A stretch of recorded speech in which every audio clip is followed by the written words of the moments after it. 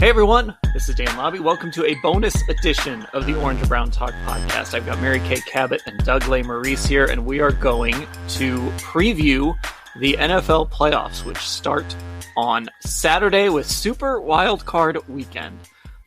It starts with first game up is the Niners and the Seahawks, and you got Chargers, Jags. Sunday you've got Dolphins, Bills, Giants, Vikings, Ravens, Bengals, and then the Monday nighter is the Cowboys and the Bucks. So we are going to preview all of those games. We're going to make our picks for the weekend. We're going to make our Super Bowl picks here. We haven't done that on the podcast yet.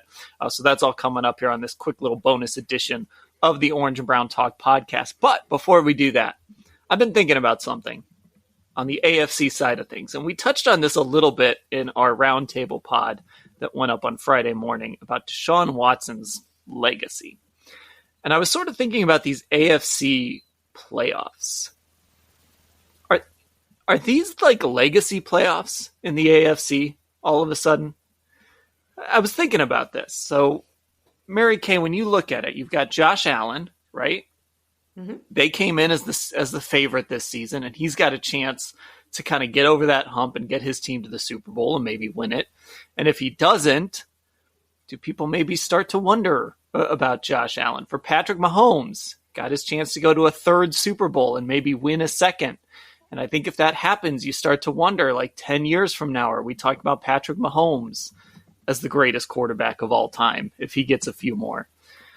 Joe Burrow, one of our favorites here on this podcast, right? Got to the Super Bowl last year. If he goes and wins one, he might be looking at a $300 million contract and cementing himself in that discussion with Patrick and Josh. I think he's already in there, but you go to a Super Bowl and you win one, it changes you. I feel like even Justin Herbert, we could make a case. Like, he's sort of been the guy in the background who's never done anything in the playoffs.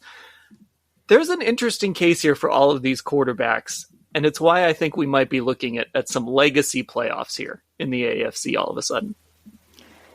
I think you're right. This is a renaissance that we're in the midst of in terms of quarterbacks. I mean, when's the last time we had a quarterback group quite like this? It's pretty incredible. And I do think that these games could be legacy makers or breakers. So I do think there's a lot to be said for that. Now, Josh Allen, I think he has cemented his status as one of the better quarterbacks that we've seen in years and years. I don't know if not being able to get past Patrick Mahomes is going to tarnish that legacy. He just so happened to run into a time where, it was like the Browns trying to get past John Elway. It's just this really, really heightened period in quarterback play. And it's going to be hard for anybody, to get to the top of the mountain. But certainly so many great storylines and so many great quarterbacks. Doug, am I overstating it? Is there, I just feel like there's this legacy factor this year that we're going to be talking about each of these quarterbacks. Not that we're going to say they aren't any good or they aren't among the best in the league, but there's a chance we're talking about each of these quarterbacks very differently this offseason based on what happens over the next 3 or 4 weeks. I think it's just going to be ongoing, though, right? Is it going to be any different next year, other than maybe the Browns hope that Deshaun Watson and the Browns are in this mix in the playoff next year? And then, we don't know what the status. It doesn't seem like Lamar Jackson's going to play this week, but you throw that guy in the mix. I agree with you, Dan, but I feel this is just like the Fast and the Furious movies, which I don't watch. I don't know if you guys watch the Fast and the Furious movies. I don't approve of driving your car that fast, but like there's times when you have like, oh, this is a really good one in the series, but there's always going to be another one. Right? There's always going to be another James Bond movie. There's always going to be some new Marvel character that nobody ever heard of who gets their standalone movie. So I sort of feel like, I don't know, these are like Marvel characters. Oh, you want to do that? Well, I'll do that on a later pod. Which Marvel character is each AFC quarterback? But so it's part of the legacy, Dan, but, if Joe Burrow beats Josh Allen then we're going to be back next year being like, oh man, Josh Allen, Joe Burrow in the playoffs. That's going to be crazy. Or if Justin Herbert knocks off Patrick Mahomes, it's going to be like, oh my gosh, Patrick Mahomes next year's going to get his revenge. Because and we got to throw in our teal and black friend, Trevor Lawrence. I don't think these guys are going anywhere, right? Are these guys,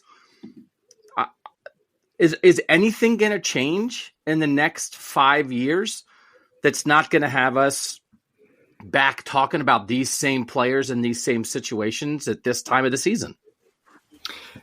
Yeah, maybe a year from now we're doing this podcast and we're saying and I'm saying the exact same thing. Like this is the legacy playoffs. Mary Kay, you mentioned the John Elway piece of it, and I think it's interesting, right? Like, we talk about, obviously Bernie Kosar is beloved in Cleveland, right? But Bernie Kosar is talked about differently if he just wins one of those AFC championship games. And even John Elway, right? He had to fight against this. Like, his legacy was sort of cemented when he won those two at the very end of his career. And he was not the John Elway that he was in the 80s. But that sort of cemented his career. It took him to a different level in a weird way. Peyton Manning, for the longest time, couldn't win the big one. And then he finally got one. And then he got that one at the end in Denver when he was a shell of himself. But it's still, it's just how we talk about this position. And, you know, with a guy like Josh Allen, it's not quite to that point yet. But if we go a couple more years, it's kind of like, all right, Josh, you got to go win one. I mean, sometimes it's unfair, but that is how we talk about these guys. Yeah, it's so hard. It's so hard because think about any good quarterbacks that have tried to have to get past Tom Brady, during his heyday of winning Super Bowls. It's incredibly difficult when you have somebody in the way who is just that amazing. And that's what's facing Joe Burrow and Josh Allen and Deshaun Watson and Patrick Mahomes. I mean, they have to try to beat some of the best quarterbacks in the history of the game right now, in the history of the game. This is one of the best QB periods I can ever remember. And I do think that it does impact your legacy. You have to be winning Super Bowls. When we sit in the Hall of Fame selection meeting, it's, did you win 2 Super Bowls? Right? I mean, that makes a difference. It makes a huge difference in your legacy. So, those guys, these really excellent quarterbacks have just, they all landed here at the same time where not really one of them is going to have the opportunity to just carry a 5-year period because they all are here at the same time. And it's going to be hard to put your stamp on the NFL and to cement your legacy in this time frame. And, Doug, look, if Trevor Lawrence just comes out and beats everybody, I guess what was the point? What was the point of all this? Maybe the story of these playoffs is the Trevor Lawrence takeover. Well, but I mean, if Trevor Lawrence comes out and does that, then now he's right in the mix with all those guys. This guy's number one pick in the draft. He's one of the best college quarterbacks of the last decade. That Trevor Lawrence wants to be in this conversation with Patrick Mahomes and Josh Allen and Joe Burrow and Justin Herbert. And I don't think it's unreasonable that he can be. So in year 2, this is like a perfect, that Jags-Chargers game is like a perfect sort of undercard to the Chiefs, the Bills, and the Bengals as kind of the big 3 here. Like who's going to be, who gets to be that 4th team to be in the conference semifinals and hang with the big boys? Is it going to be Justin Herbert or is it going to be Trevor Lawrence? But I think Trevor Lawrence is not there yet because last year was a mess with Urban Meyer there, and now they kind of barely squeaked in a bad division. But I think Trevor Lawrence can be in this conversation for the next 5 to 7 years at his peak. Okay, my next question here as we get into our picks and stuff. I think it's interesting because we just talked about the quarterbacks on the AFC side. On the NFC side, there's a lot of buzz building for the San Francisco 49ers. It's been happening for a little while, as Jalen Hurts got injured. And I think that's an interesting discussion because I think that's being driven by the person on the sidelines. We don't talk about the guys on the sidelines as much in the AFC because we're so busy talking about the quarterbacks. We sort of talk about the guys on the sidelines second, right? We talk about Patrick Mahomes first, but then we talk about, man, Andy Reid is a genius. So I'm curious with each of you as we get into these picks, what is the most important factor as you make your picks? And I think it probably comes down to one of two things, quarterback and coach. So Doug, when you kind of look at this stuff, and I'm talking about your long-term Super Bowl pick, not just your pick this week, what is the most important factor to you? I do think quarterback is the most important. And if your quarterback's Brock Purdy, or if your quarterback is not one of these elite, can kind of win a game by himself kind of guys, do you have an unbelievable defense? And I think if you have an unbelievable defense, that can counterbalance not having a quarterback who can win a game by himself. So the Niners thread that needle that, you get a Nick Bosa and what those guys do getting after the quarterback. And then it's like, okay, well then, it's the same, it's the Trent Dilfer version of, right? I guess it's more than 20 years ago now. The Ravens won a Super Bowl that way, but we know what that version looks like. And then if you have an offensive play caller who you feel like can maximize what their guys do and can put that quarterback in the best situation, the 49ers are what Andrew Berry and Kevin Stefanski go to bed at night, putting their heads on the pillows. As much as we think, listen, they got Deshaun Watson so they could be a Patrick Mahomes, Josh Allen, Joe Burrow type team, be in that conversation. There's a version of the Browns, even like this year, that would have looked like the 49ers, like dominant defense, and then some playmakers on offense, and a quarterback who just makes sure that you get the ball to the right guys and don't screw it up. And, I don't think it would have been impossible for the Browns to do a version of what the Niners did this year, except Kevin Stefanski's not Kyle Shanahan. So the Niners thread the needle of what you have to be if you don't have a all-world quarterback, I think. Mary Kay, what are the factors you look at, and what's the top thing you look at? The top thing I always look at is quarterback. That is always the top thing that I look at. I mean, traditionally, obviously, if you go back and look at who wins the Super Bowls, it is it's the best quarterback, or it's this amazing quarterback duel. So I do always look at that. But, I do think that, Doug makes a great point. I mean, you can overcome some of that. You can overcome it with great play calling and an excellent, dominant defense. You can do that. So it'll be interesting to see how this particular cycle works out with these playoffs, with these particular quarterbacks, some of them being injured, with Aaron Rodgers and Tom Brady, not being, Aaron not being there, Tom not being himself necessarily, or the quarterback we've been used to seeing. But generally, it is the quarterback. So I'm going to stick with that. But I mean, there are caveats to that, but that's for me the number one. Okay, let's take a break, and then we're going to come back and we're going to get into some picks. We're going to make our weekend picks, and we're going to make our Super Bowl participant and winner picks on the other side here on the Orange and Brown Talk podcast. And welcome back to the Orange and Brown Talk podcast. We're going to get into picks this weekend. We're going to get into our Super Bowl picks. If you are a Football Insider subscriber, I gave you a little preview of some of the things I like this weekend in our newsletter that showed up in your inbox this morning. If you're not, go to cleveland.com/Browns, click the blue banner at the top of the page, get info, get signed up. You get that newsletter. You get exclusive stories on cleveland.com/Browns, and you can become one of our text subscribers as well. So I want to tell you guys something. This is why I'm so bad at this, right? This is why I should never... This is why, I'm just bad at this. So last week, I do this 3 things to watch post every week. And there was nothing in this Steelers game we didn't already know. So I'm like, I'm going to pick 3 prop bets that I really like in this game. So these are the 3 prop bets that I picked. And I did like some real research on this. Kenny Pickett, under 1.5 passing touchdowns, which, that one hit, right?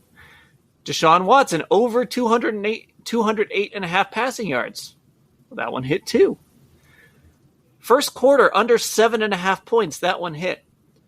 But the caveat here, is, do you think I actually did anything with those, Doug? No. I just put them in a post and forgot about them. Didn't do anything. Didn't touch them. You're didn't making use any of money for other people. Didn't I put hope any everyone else listened. Now, here's the painful part. I didn't put any of that free money that they're just throwing at us on any of those. The one that I did was Najee Harris' first touchdown score, which I kind of hid in the post. I'm like, if you're interested, this is kind of an interesting little bet. And I'm like, you know what? I'll do that one. And of course, we all know what happened with Najee Harris' first touchdown score because Mike Tomlin kept that red challenge flag in his pocket and didn't throw it. Wow. So I'm bad. Don't at gamble. This. Don't only gamble with their free bets. Right. Yeah. Don't gamble with your money. I might be good at telling people what to do, but I'm really bad at actually doing it myself. So anyway, that was my week last week.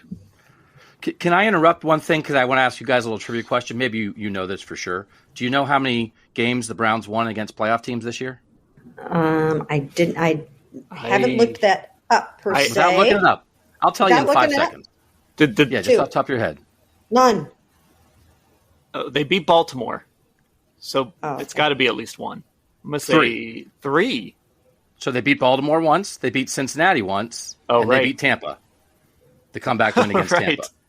So they were, just as a point of reference, they were 3-5 against playoff teams this season, and they were 4-5 against non-playoff teams this season. So just a little note. Can I tell you 3 things I like this weekend? Sure. Is that okay? So, and again, done some research on this. That's why it takes too long to do research. So I only have like a few things here. So the first thing I like is George Kittle on Saturday as an anytime touchdown scorer. And here's why. Seattle has allowed 8 touchdowns to tight ends. That's the 7th most in the league and the 2nd most yardage to tight ends. And since Brock Purdy, Doug's guy, since Brock Purdy took over in week 13, 7 touchdown catches for George Kittle, all in the last 4 weeks, and he had 2 against Seattle in week 15. That's not bad, Doug. If you look around, you find good odds on that, shop it around a little bit, feels like George Kittle is an anytime touchdown scorer is a solid choice. No, because he was, I think, frustrating fantasy owners for long stretches this year, and then now he's kind of back to being George Kittle. And no, I mean, Seattle's defense is bad. I think there's a lot of opportunity. As much as we talked about, like, hey, the Niners, we obviously don't have that all-world quarterback. Seattle's defense kind of gives it up. So I do think there's opportunities with George Kittle and, Christian McCaffrey is kind of an obvious guy. You're not going to get great odds, I think, on anything related to Christian McCaffrey. So I think you can go searching for non-McCaffrey stuff with the Niners. Deebo Samuel is like a guy that sort of burst on the scene right a couple years ago in the playoffs. And statistically, I mean, I think he only had like 650 receiving yards this year, but he's always a guy that like is on the edge, I think, of going off potentially. And then Brandon Ayuk had a really good year. So, but I think if you can find some non-McCaffrey 49ers bets in the playoffs offensively, I think you might be in good shape. Okay, there's also 2 first quarter bets that I like. The first one is also in this game.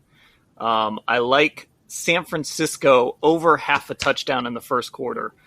They did it in week 15. It was Purdy to Kittle, and they've scored 5 first quarter touchdowns in Brock Purdy games, including the last 2 weeks. So that's an interesting one. And then the Bills, there's not a lot of value on the Bills this week, but Bills minus 3.5 in the first quarter. First quarter touchdowns in 11 games. They have a dynamic returner. We saw that last week. And here, this was interesting. Miami has not scored in the first quarter of a game this season when Tua was not their starting quarterback. So games started by Skylar Thompson and Teddy Bridgewater. They have not scored in the first quarter.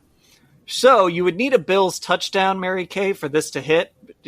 Or I guess you'd need 2 Bills field goals. And that, that's not always a given in the first quarter of games. But the Bills are a team that I think can come out and start fast. They're playing with so much emotion right now. And again, we saw it last week. This is a team that has all the potential to just come out and start really fast in this game. Yeah, and I think they will. So, I think they are going to score a touchdown in the first quarter of this game. There's almost no doubt in my mind. I think they're going to start fast. As you mentioned, they're they're a team of emotion right now. They've got so much to play for. I still think they're going to be able to carry that through the playoffs to a certain extent. I think they're gonna. They had the touchdown on the opening kickoff last week, so and it almost felt magical to them. I still think they're riding high on that kind of emotion. I think they're going to come out strong, and I'm gonna give them a touchdown in the first quarter. And, look, at some point, I don't know if it's this week, I don't know when it is, at some point, Damar Hamlin is going to be at one of these games or something, or there's going to be a video message or something, and it's just going to really supercharge whatever emotions the Bills are feeling. I think this is a fast-starting team for sure. Doug, there was one that I think you mentioned on the podcast yesterday. I know there was one that you liked. So one that I like for Saturday night, I was just double checking it. You can do a Bosa parlay on Saturday because the Niners are the first game and the Chargers are the second game, right? So if you did a money line Joey Bosa, Nick Bosa parlay, it's plus 106 right now, just Chargers and Niners to win. And if you did it actually with the spread, again, I think the Niners are favored by 9.5 and the Chargers are favored by 2. I think you're getting closer to 2.5 or 3-1 odds. But if you just want to play it safe, I just get them to win. It's, the Niners especially are a pretty heavy favorite. I think Joey Bosa being back for the Chargers obviously is a huge deal. He missed most of the year. And Nick Bosa is like the defensive player of the year. So not everybody listening to this is Ohio State fans, but I think you can just also play it. I think sometimes when you get into the playoffs, right, maybe you want to have what you do on Saturday and what you do on Sunday with this stuff so you don't have to wait overnight if you're going to figure stuff out. So I think sometimes, that Niners game is tough because you're worried about maybe a backdoor something or other from the Seahawks. So just take them on the money line just to straight up win and you'll still get plus odds.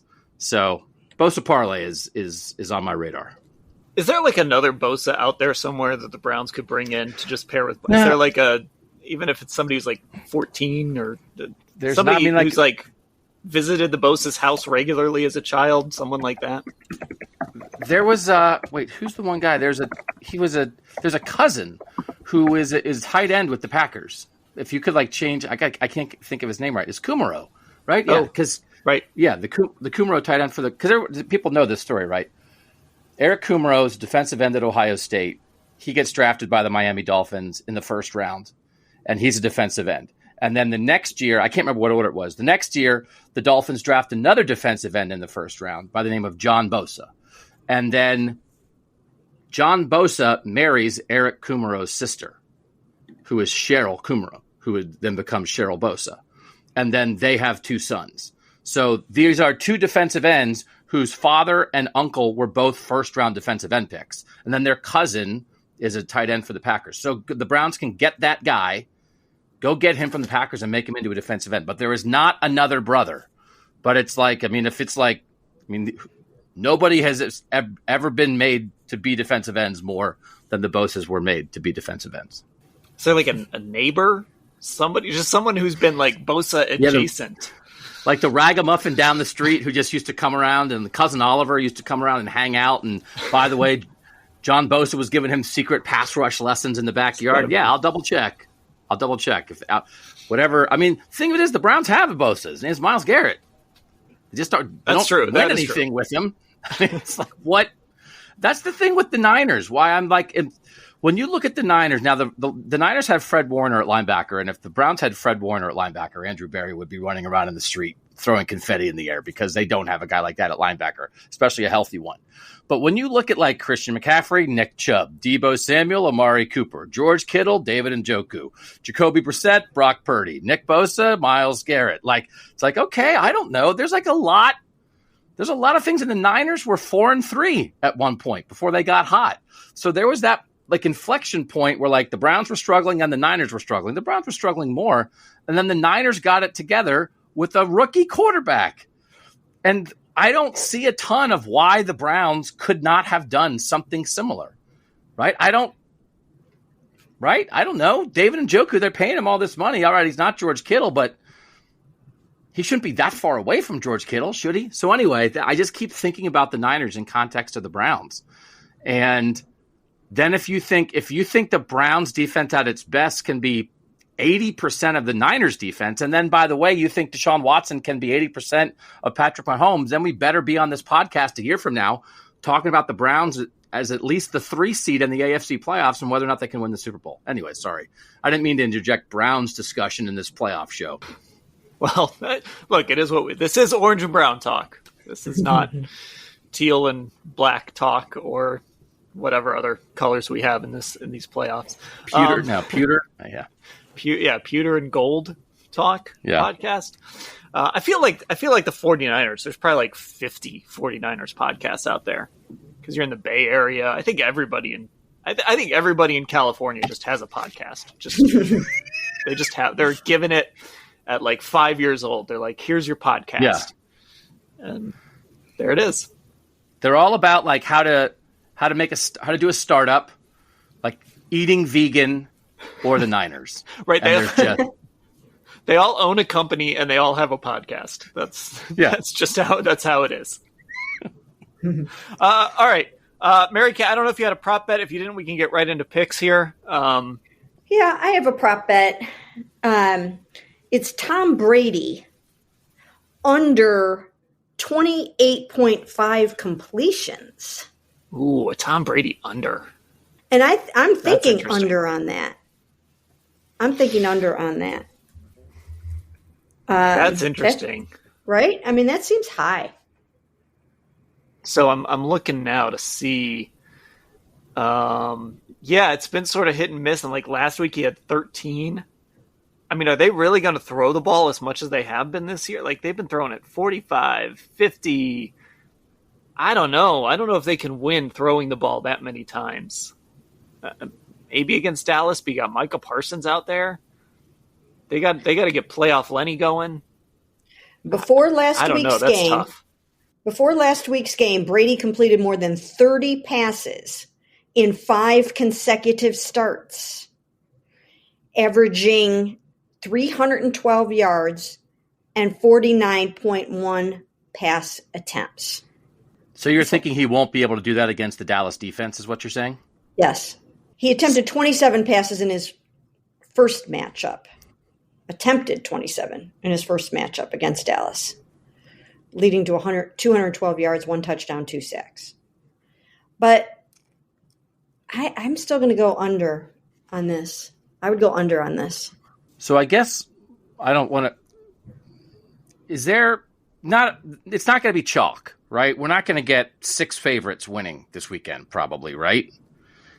So which underdog do you like?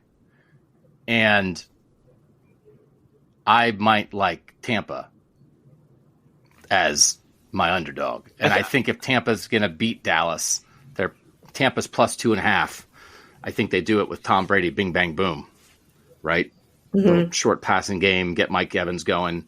I think that's their version of how they win that game. And if you're looking for an upset, that might be where I look. So then I might go over that number.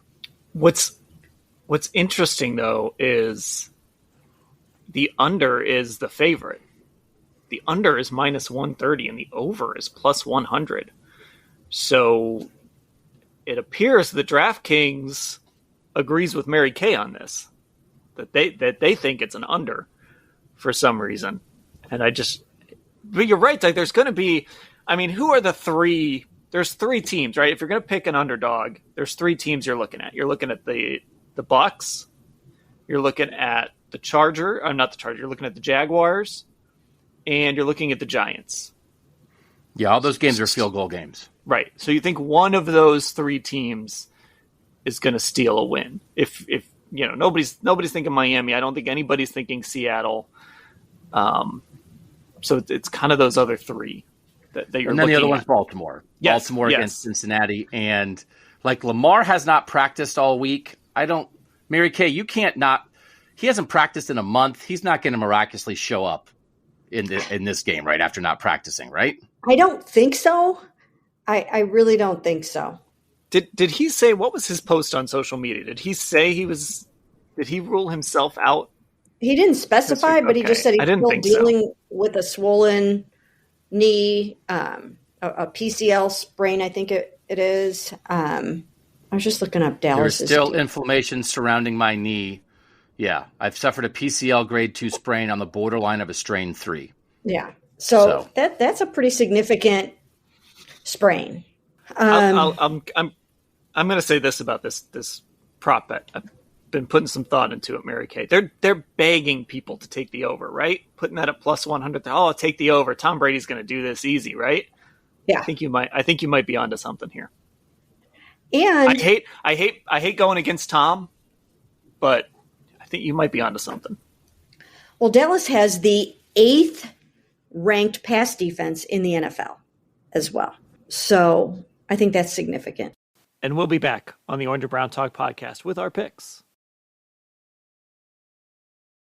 Hey, everybody. Welcome back to the Orange and Brown Talk podcast. Real quick before we get to picks, I want to jump in and mention a few notes. So between the time when we hit stop on this recording and when you're actually hearing this, there were 2 pieces of news that came out. The first is that Mike Williams has a fracture in his back and is going to be out for a little while.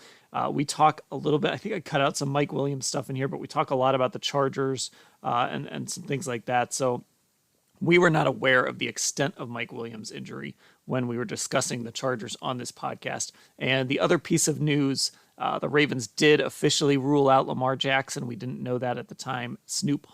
Tyler Huntley is questionable. He was a full participant, but this is information we didn't have at the time when we made these picks. So that's all. Just a heads up as we get into the picks. Back to the podcast. Let's go through these games real quick. Let's make our picks. Who we think will win. Also, if you think a team is going to cover. So let me get back to the page here with the games, and we will just go right in order. So we'll start with Seattle at San Francisco. Saturday, 4:35. Seattle on DraftKings right now, 9.5 point underdogs. Doug, what have you got in this game? Yeah, I have San Francisco big. I think you can do a lot of things here with San Francisco. I guess maybe you're a little afraid of a backdoor cover or something on this, but Seattle peaked early. The Niners are headed in the right direction. I think I'm probably on the bandwagon with a lot of people thinking they might get to the Super Bowl, so I don't think this is much of a game. I think I agree with you. I think this is probably San Francisco. I think this is probably a cover. Mary Kay, what do you think? I think San Francisco, but I don't think it's a cover. I think that's a big line to me. So I say they're going to win, not cover. Okay, second game of the day, the Chargers and the Jaguars in Jacksonville. It's 8:15. The Chargers are 2.5 point favorites in this game.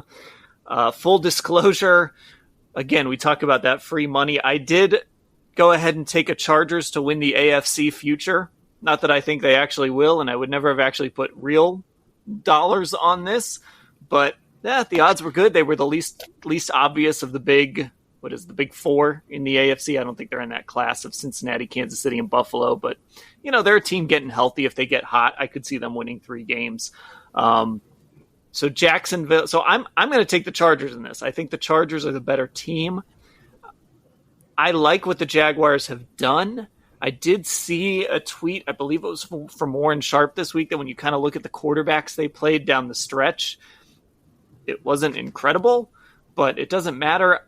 I think Doug Peterson is a fantastic coach. I think we've witnessed that in real time this year. I think he's really good at what he does, and we saw what he did with Philadelphia a few years ago when they just completely remade that team around Nick Foles and they went and won a Super Bowl. Still, though, I think this Chargers team is better. In a weird way, I just kind of trust the Chargers more, even though I very rarely trust the Chargers. So I'm going to take the Chargers to win this game. And because the line is so low, I think they'll cover it too. Maybe they win it by 3, but that would be enough.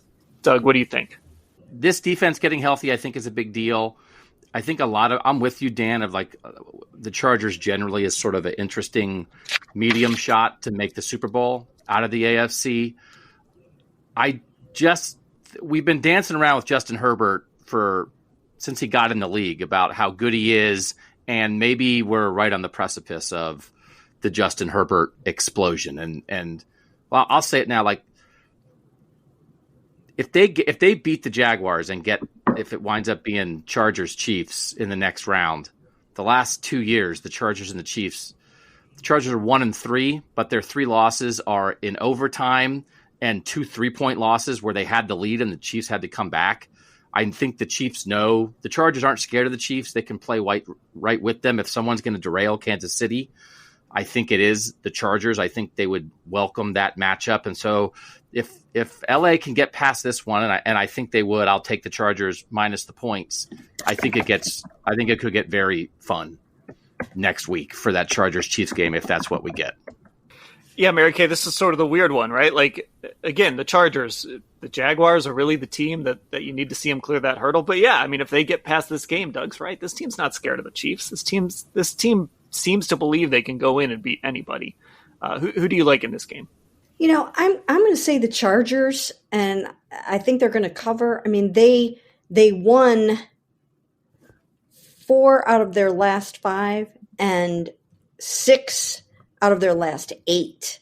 So I think that shows that they got stronger, as the season went along. Now they did lose to Denver in that final game, but I still think that, I don't know, I'm a Justin Herbert fan, and I do like Trevor Lawrence a lot too, but I don't know, I just feel like it's time for them, to get over the hump and to prove themselves a little bit. So I'm going with the Chargers and to cover. I still don't trust Brandon Staley. But yes, Chargers, it is. Okay, moving to the Sunday games. Bills, Dolphins, the line on this is 13.5. The real question here is just, do you think the Bills are going to win this game by 2 touchdowns? I don't like big lines. I wouldn't touch this game, even though I think I could certainly see the Bills winning this game by like 21, something like that, because Tua's not starting.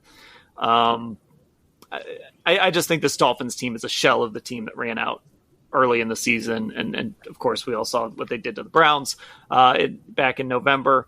This is a shell of that football team right now, Doug. I think the Bills win this game. I think they probably cover, but I just wouldn't. I just don't like big lines like this in the NFL. I just don't like them. Yeah, no, I'm not scared of the big line here. But I think it's the ESPN. Is it FPI? Some kind of power index. That's some kind of numerical thing. They have Miami as the lowest rated playoff team in that. They have Miami 28th in a 32-team league, and they made the playoffs. And all year, Miami with Tua and without Tua is a different team. So it's like, well, why do you even care what they did when Tua was in the lineup then for this game, right? Miami's like bad. So I would not be afraid of this. I think you could get a couple. And Seattle is not the team it was in the first half of the season. I think you have a couple games here where, I will not be surprised if Buffalo wins this 41-10 or something, that kind of thing. They'll call off the dogs at some point and keep guys fresh for next week. But I think I would take Bills minus the number here. Mary Kay, it was a year ago that the Bills beat the Patriots 47-17 in the opening round. So we've seen this before. This team, like I said, they can just come out and they can absolutely stagger you, and they don't let up. Yeah, I'm kind of feeling that they're going to cover. I know I don't really love big lines either, especially, I just think in the playoffs, crazy things always happen. But I just think that they are, team emotion right now, and I think they're going to come out strong, and I think they're going to win big. Miami seems a mess. They're talking about firing, they're talking about their head coach being on the hot seat now. So when you have dysfunction like that heading into the playoffs, it's a recipe for disaster usually. And I do think we have to just adjust in the 17 playoff world. We just have to adjust like what it means to be a playoff team, because there's like, oh, if you're in the playoffs, you must be good. It's like, man, they're letting a lot of people in now. You're not good. This is not even the best team that was in the mix. If this was the Steelers, it's like, okay, well, I don't know if Mike Tomlin's going to let this get away. They'll do this. TJ Watt will do that, right? But the Dolphins are just so lucky to be here, and they're like the lowest ebb of what the Dolphins were the whole year. So I actually think this is looking like a blowout. You guys talked me into it. I might like that cover now. All right, Giants Vikings. This is sort of we've gone favorites so far here all along. The Giants are 3-point underdogs in this game in Minnesota. It's a 4:40 game, so of course we get to do the Kirk Cousins. It's not a 1:00 start situation. Anybody like the Giants here? I think it's intriguing. I think Brian Daboll's been really good. I think he's made Daniel Jones look like a competent quarterback. Saquon Barkley is still he looks like Saquon Barkley, and certainly has at times this year looked like the guy that was that high of a draft pick. I got to pick an upset here somewhere, I don't think I'm going to do it on the Monday night game. So whatever, I'll just do it here. I'm going to take the Giants plus the 3 here to keep this game close, to kind of get Minnesota feeling really tight, right? You keep that game close, and all of a sudden that stadium, everybody gets a little nervous. Maybe Kirk Cousins throws a couple of interceptions. The Vikings have felt like a little bit of a fraud this year with they end with a negative point differential. I don't know. I think Brian Daboll, this is a well-coached team. We talked about coaching, right? This is a well-coached team that knows what they want to do. And yes, Minnesota did finish -3 this year in point differential. Maybe this is the upset. So I'll take the Giants plus the 3 here, although I'm a little worried that's going to be a popular pick. I think it is a popular pick. I have a comparison here for the Vikings, and it's not only because they wear purple, but I think Minnesota is TCU. And TCU had played a bunch of close games during the regular season. People kind of thought they might be frauds. You're kind of waiting for the other shoe to drop, and then they came out and beat Michigan in the college football playoff semifinal, and then they got their comeuppance against Georgia when it was like, okay, well, then that was never going to happen. I don't think the Giants are Georgia in this conversation. And these two teams basically played this game a month ago. Giants at Minnesota, 27-24. Minnesota won it on a 61-yard field goal, like on the last play of the game. I think that's a version of this game again. And I know people like the Giants. The Giants in their last 8 games are 2-5-1. So they were good. They were winning games, and then they weren't winning games. And they somehow managed to hold on in kind of a weak NFC. So I do think this is going to be probably the most popular upset pick of the week. But I'm going to go, and by the way, they both have horns. Horned Frogs and Vikings have horns. Oh, they're TCU. Sonny Dykes should come give the pregame speech to the Vikings before this game. So, yeah, I'll go with the fighting horned Vikings and take Minnesota minus the points here in what I expect to be a close game. But guess what? They've won a bunch of close games this year, and I think they'll win another one. Mary Kay, what do you like here? You know what? I like both head coaches, I'll tell you. And both head coaches were former Cleveland Browns assistants. So we kind of know them. But I mean, pretty much everybody in the NFL has been a Browns assistant at one point in their career. But I like both of these guys. And there's part of me that thinks that perhaps Brian Daboll is going to have something Belichickian up his sleeve for this game. Something unexpected and a little bit surprising. However, I like Kevin O'Connell too. I really, really like what he's done with the place. So I'm still going to go with the Vikings, and I'm going to go with them to cover. I'm looking at this. There are a lot of Browns ties in these. So you've got San Francisco is coached by Kyle Shanahan. The Jaguars are coached by Doug Peterson, who played quarterback for this team. The Dolphins, Mike McDaniel was on this staff. The Vikings, Kevin O'Connell was on. Dan, you better do this post. I better see this. This post better be at cleveland.com. This is unbelievable. I can't believe these connections. That's only going like head coach deep. Who knows like how deep we go. Even Brandon Staley played. Didn't he grow up in like Perry or something? So like It's just all sorts of ties here. All right, the Baltimore Ravens and the Cincinnati Bengals. We discussed this a little bit. Likely no Lamar Jackson. Tyler Huntley has been on the practice field. He has been throwing, but his status, at least as of this recording, still up in the air. The Bengals are 9.5-point favorites in this game. So I said I hate big lines, but Doug, I just feel like this Bengals team, even though their offensive line is banged up, and that's the one concern right now, they're starting to lose some offensive linemen. I've just felt all along, even after that slow start, that this Bengals team, once they got it figured out, they were going to roll. And we've seen that happen. They've started to roll. And I like the Bengals in this game. I like them to cover, even against that good Ravens defense. I just feel like this is a team on a mission. And I feel like this is going to end up just being a speed bump before they get to till they get to the big dogs.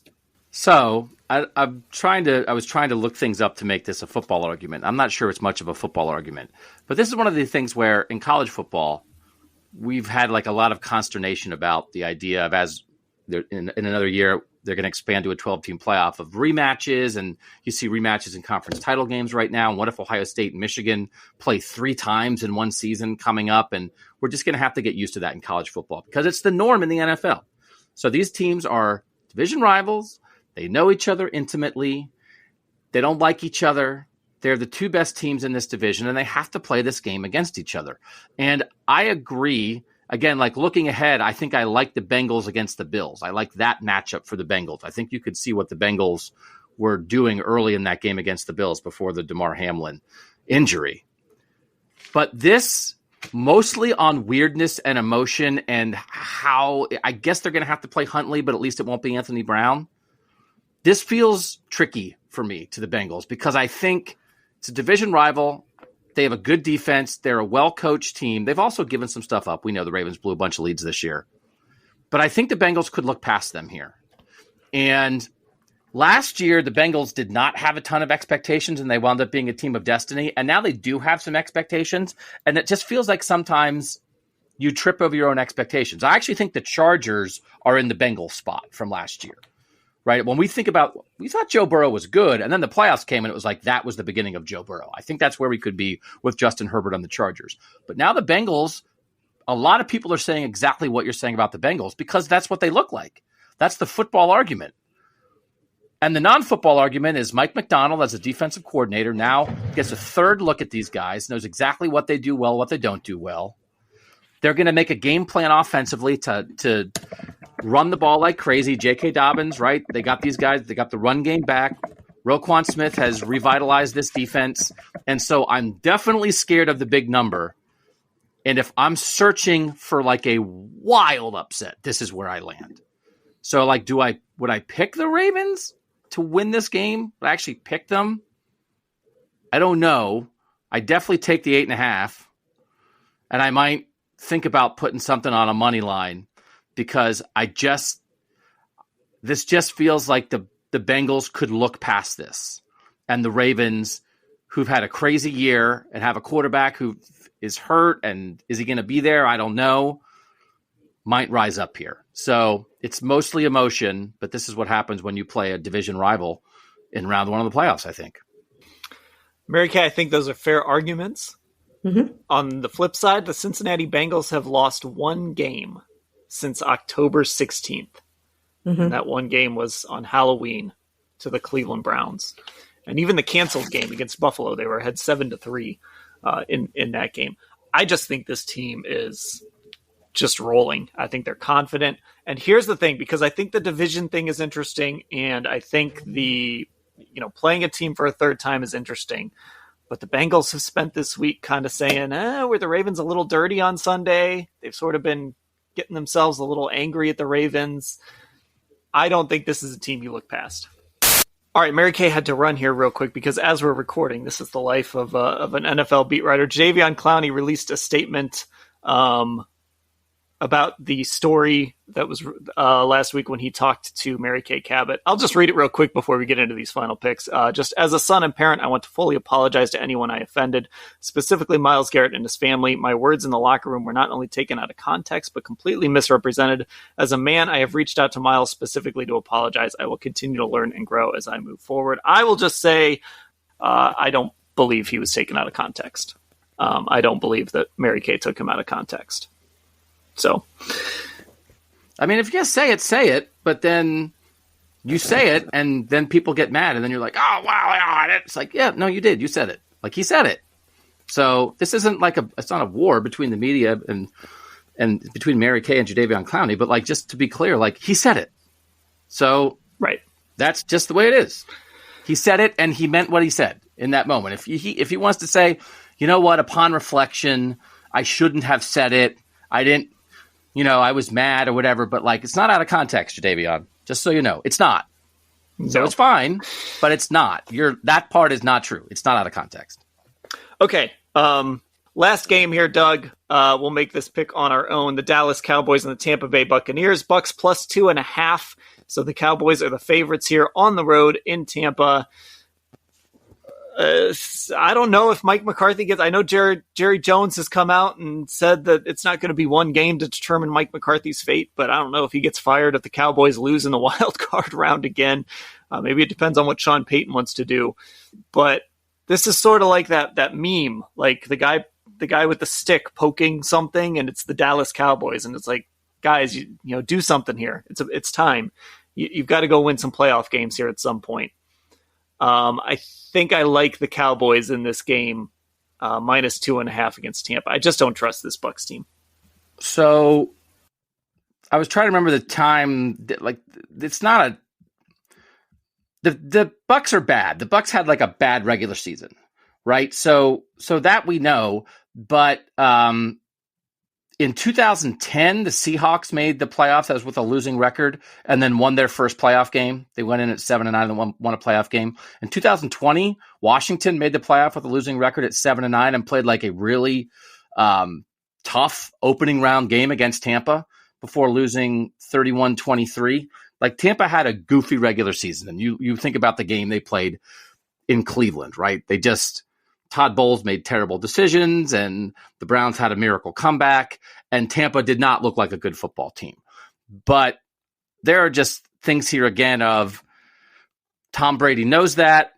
You've known this was going to be the matchup forever because you knew the South winner was going to be the worst division winner, and you knew the Cowboys were going to be the best wild card. And so you pretty much saw this 4-5 game coming for a month.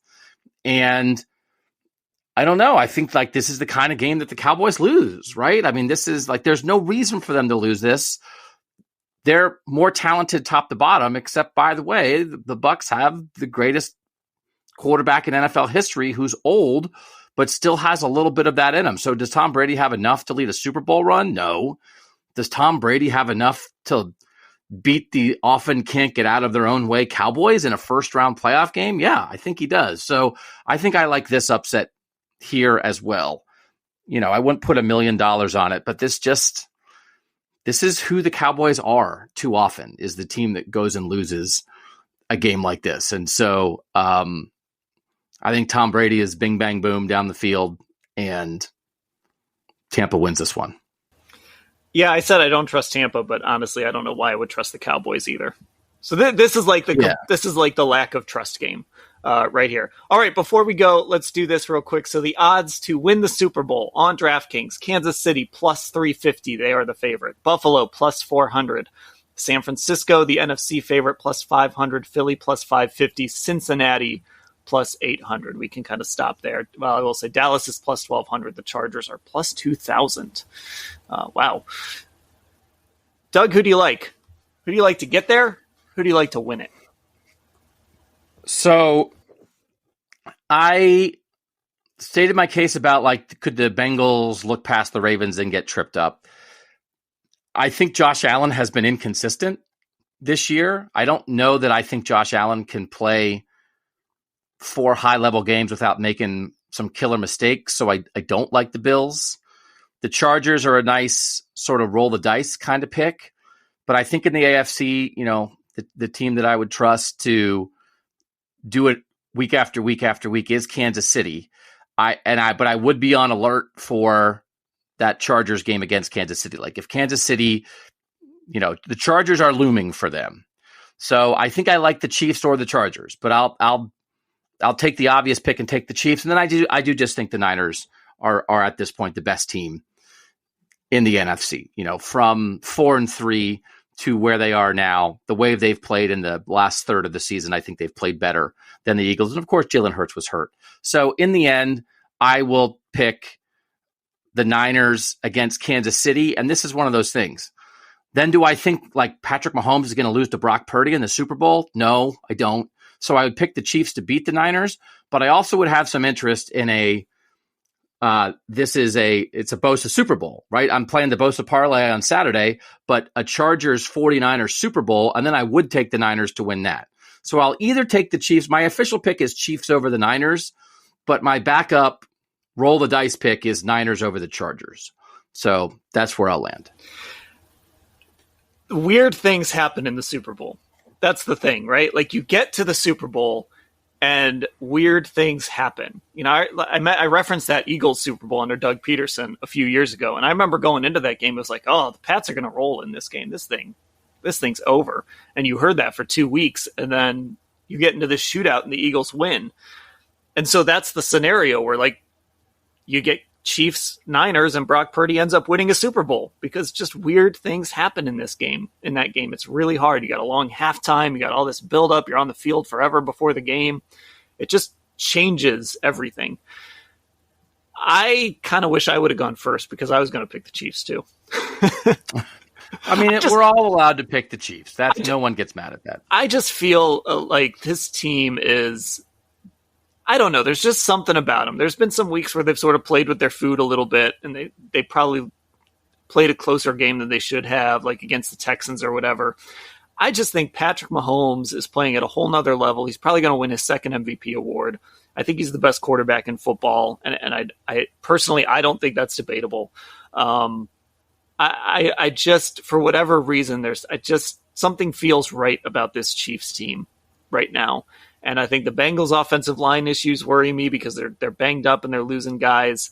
The Bills, you said it, they've been inconsistent. They've been up and down, and I don't know if they can win these 3 games here and make it to the Super Bowl. So I'm going to take the Chiefs.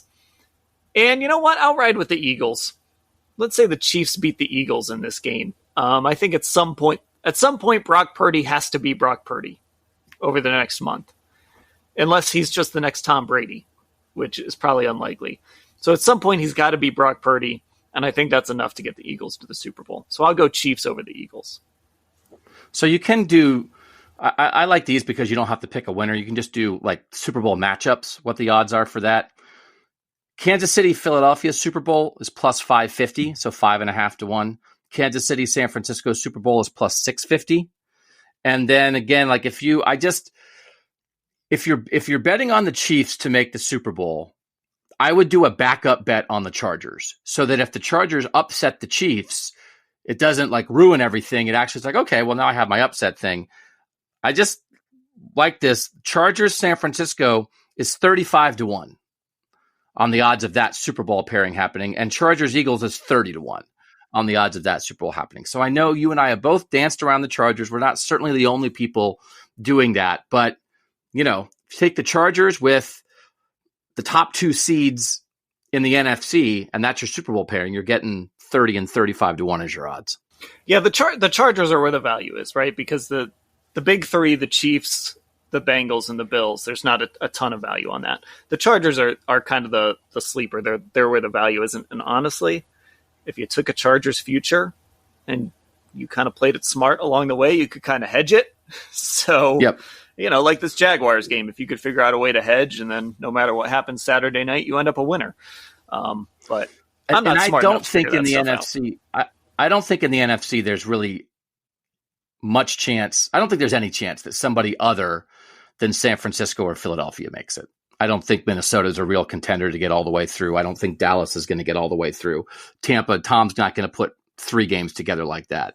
So I think you could pretty safely settle on Eagles or Niners and then maybe take some risk on the AFC side. All right, there we go. Our playoff preview here, a little bonus pod on the Orange Brown Talk podcast. Make sure you're a Football Insider subscriber, cleveland.com/Browns, the blue banner at the top of the page. And of course, subscribe to this podcast on Apple Podcasts. Leave us 5-star reviews if you want to. Please, we love them. And also subscribe on Spotify and check out our YouTube channel, Cleveland Browns on cleveland.com. Search that and you'll come across our YouTube channel. For Mary Kay and Doug, I am Dan. Thanks for listening, everybody.